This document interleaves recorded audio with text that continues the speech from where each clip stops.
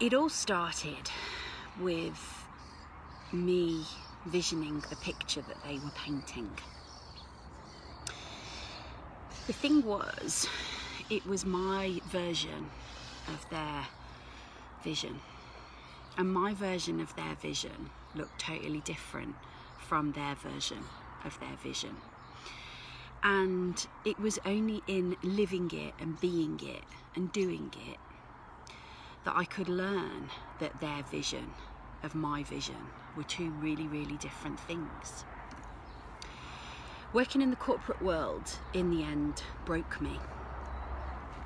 I had a breakdown because when that picture was painted, I was young, I was naive, I was determined, and I was so absolutely determined to make my mark that I forgot what that mark was. I forgot what it was that I came here to be, because I got so engrossed in that world. And I got engrossed for a really big reason, because there was a journey, there was a lesson. And experience is the mother of all lessons, isn't it? It's the thing that we have to do. We have to go to that place to get to this one. And so it's been a really interesting journey. It's been one that I could never, ever have imagined in my wildest dreams. There have been moments where I know that you've lived this, that it was that kind of, is that what I did it all for? I had to learn how to be me first. And it was only in going down that road of not being me that I really learned what being me meant. That I was able to shed that corporate bullshit, that I was able to stand back from it, and that I was able to learn that those multiple levels of rock bottom and what at the time were my absolute worst moments would become my defining and most momentous moments. Trusting in the process is probably one of the hardest things that you can do, because when you trust in the process, you have to expose yourself and lay yourself bare. You have to go to that place of bravery, because that's exactly what it is. It's so brave. It's a bravery that you have to really embrace, because you are conditioned to doubt. You are conditioned to believe that it can't be done that way.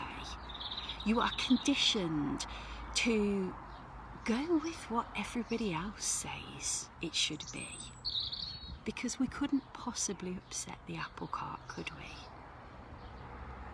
I'm here to upset the apple cart, because actually you get to decide what it looks like. Living by default means that we live based on all the conditioning that we grew up with. It means that we don't live our life our way, because we don't actually really know how to do that. So I did it for a long time. I went with their flow. I believed what they were telling me. I listened to the stories. And you know what? For a while, the company car, the benefits, the pension, the guaranteed pay, the so-called security worked for a certain time. But underneath, the real me, she was slowly dying. She was slowly disappearing. She was slowly getting lost. I bet you can relate to that, can't you? You can relate to that feeling of utter loss and desperation. Because what will they say? What will they think? What will happen if I actually stand up and make this bold, brave move? Maybe everything as I know it will disappear. Maybe life as I know it will change catastrophically. Maybe that's a really good thing. maybe that's exactly what needs to happen. It's not until things disappear that we really appreciate them, and that we really own and value what they were all about in the first place.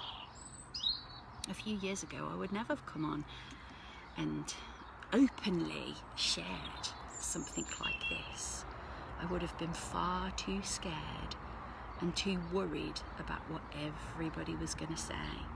That maybe I didn't look perfect, or that maybe, there was a wrinkle, or there was something that wasn't quite what I wanted it to be. Now being me, I own that. And I'm doing everything that I ever came here to be and to do and to have. I'm doing it on my terms, in my way, and unconditionally, unincorporated from that corporated life, unincorporated from the life that everybody else said that I should live. Now I do what Claire says, because unless she's happy, it affects everybody else and everything else. So do what you need to do for you. Fill your cup up first, because when you focus and concentrate on doing it for everybody else, one day you're going to wake up and you're going to look back and you're going to wonder, what if I'd done it differently? I should have. Great sentence, isn't it? Should have. Pointless sentence, isn't it? Should have. Because we can't change what happened in the past. What we can do is we can learn from it, and we can become something bigger and better and more as a result of it.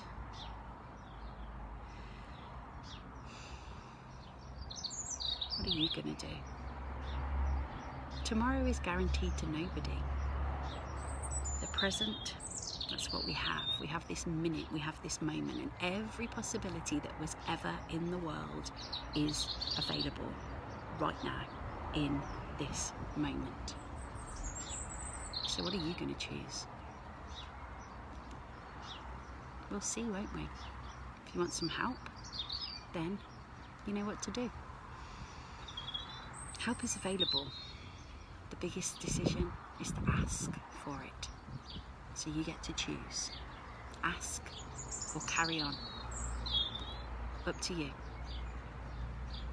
We'll see.